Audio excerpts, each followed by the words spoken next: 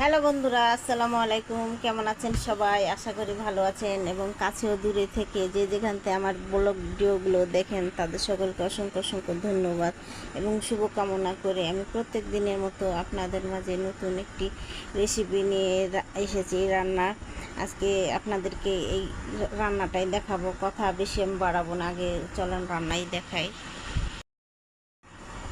আমি কিছুটা বাদাম ছিলে এভাবে খোসা ছাড়িয়ে নিয়েছি, ছাড়িয়ে নেওয়া হয়ে গেছে। আর 1 কাপ চিনি, আর কিছুটা আটা নিয়েছি, ময়দার আটা। এই যে আটা দেখতে পাচ্ছেন যে এখানে, আর 1 কাপ চিনি নিয়েছি।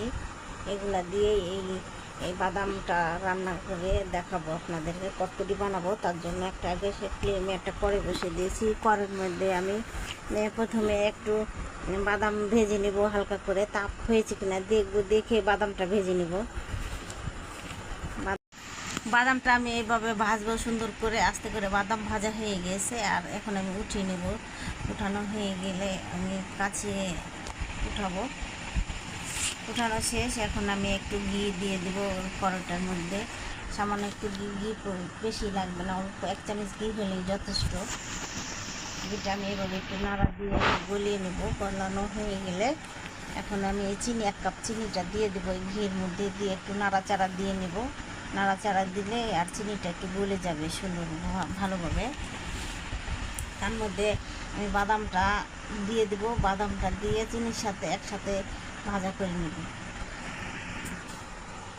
ভাজা করা হয়ে গেলে বাদামটা ভাজা, আর চিনি আর বাদাম একসাথে ভাজা করে একটু চিনিটাও গলে গেছে, আমি দেখতে পাচ্ছি একটু সামান্য গলছে, আস্তে আস্তে গলে যাবে। আর কালারটা একটু অন্যরকম একটু চেঞ্জ হয়েছে।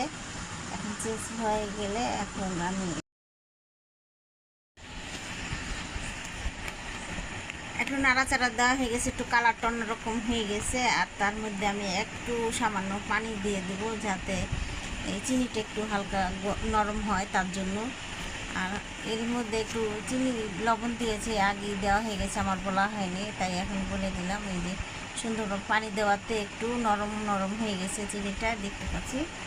তারপর পরিমাণ মতো আমি এই যে ময়দার আটাটা একটু করে হালকা হালকা করে ছিটিয়ে দিয়ে নাড়া দিতে থাকবো।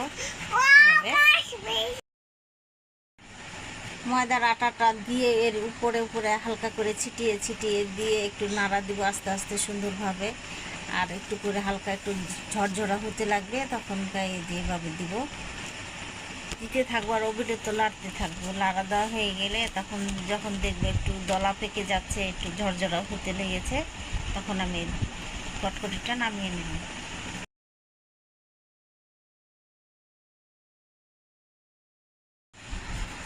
আমি এই কটকটিটা যে ভালো করে নাড়া দিয়েছি, এই যে একটু আস্তে আস্তে শক্ত হয়ে যাচ্ছে, আর এখন শক্ত হবে। আর আমি সামান্য একটু পানি দিয়ে দিয়েছি, এই পানিটার কারণে এই কটকটিটা একটু ঝরঝরা হবে আর একটু নরম হবে সুন্দরভাবে। এখন হয়ে গেছে, আমি নামিয়ে নেব। নামিয়ে পরিবেশন করে আপনাদেরকে দেখাবো।